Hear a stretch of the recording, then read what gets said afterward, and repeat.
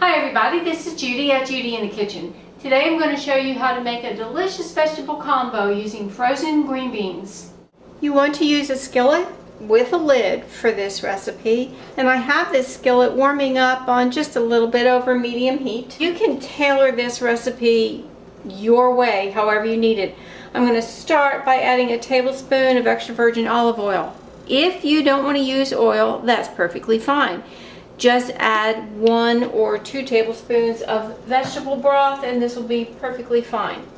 Now, I have about 1/4 cup of chopped leeks here. You could use a spring onion or you could use regular onions, whatever you have on hand, whatever you want to use. These happened to be in the freezer. I had them cut up and put in the freezer and ready to go. So all I had to do was take them out of the freezer. Now I also have 1 4-ounce can of mushroom pieces that I have drained. There's that. You could use fresh mushrooms if you want to use fresh mushrooms. But I'm making this absolutely as easy as I can make it for you to help you out.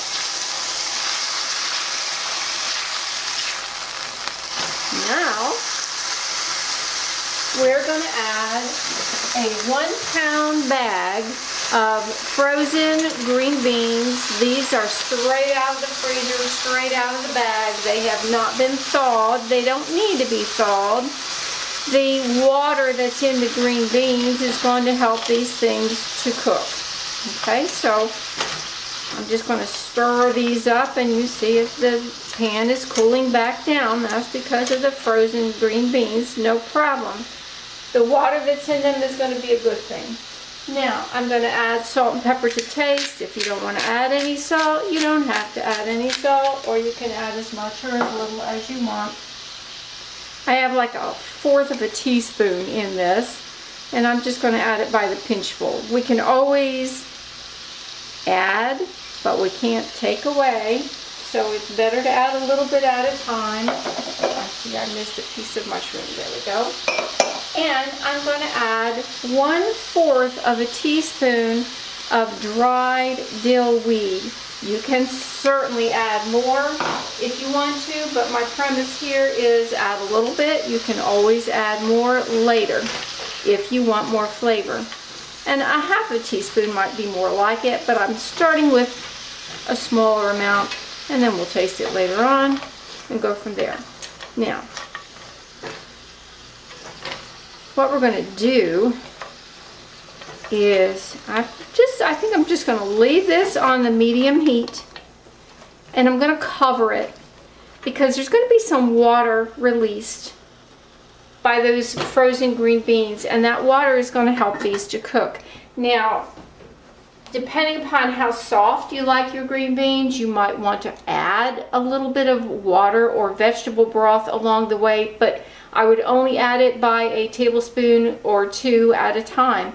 Minimal is best here because you don't want to water things down and make it soggy. So I'm going to allow these to cook just a little bit, just showing you progress as we're going here.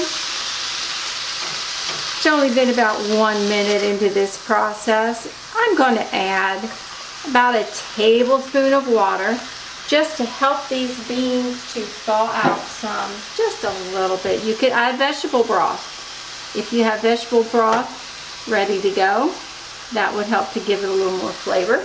I'm going to cover it back up. This is moving right along, but it still needs to cook a little bit longer. You can turn the heat up some if you want to get it going a little bit faster. Not a problem.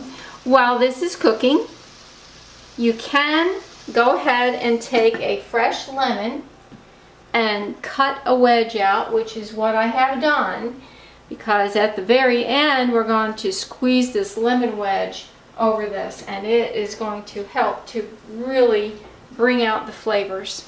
I want you to see how little water you actually need. I only added what water you saw me add, and the water from the green beans is adding to this, and you can see there is water in this pan. We really don't need to make these things swim in the water. They will cook just fine like this, almost as if they were being steamed. Okay, these to me are still a crisp tender. I have allowed them to cook for a mere 8 minutes. That's it. And what I'm going to do is take a little bit more fresh dill, or not fresh, but dried dill, a little more dried dill, and just sprinkle it on top. I turned the stove off. Now I'm going to take that lemon wedge and squeeze it over this to help brighten up the flavor. That's one lemon wedge, and it's going a long way here and getting a lot of juice out of this. Trying to make it as simple and quick and easy as I possibly can to help you guys out. Don't have to mess with the fresh green beans, the frozen ones straight out of the freezer. There we go. All done. We'll put them on a plate and show you what it looks like. There you go. They are really pretty. And if you want to bring out the flavor of the dill, you could add even more dill, even a little more lemon. You could add more salt in there. You could add more onions in there. You can make it your way, whatever that is. But this is a nice combination. Easy to make. The recipe is below in the description box. Give it a try sometime and let me know how it works for you. This is Judy at Judy in the Kitchen. Bye for now.